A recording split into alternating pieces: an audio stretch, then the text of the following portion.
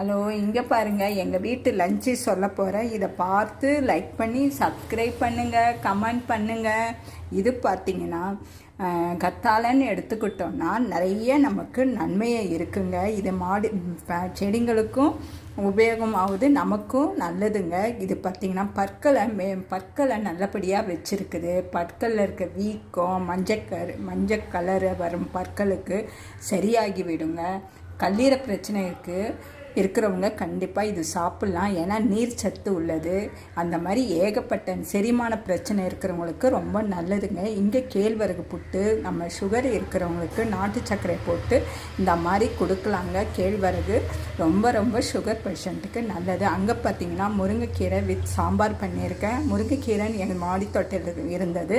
அது பார்த்திங்கன்னா அயனு எல்லாம் இருக்குது. அங்கே கீரை வெரைட்டி ஆஃப் கீரை பண்ணியிருக்கேன். இங்கே கொத்தவரங்காய், தயிர், சாதங்க. ஸோ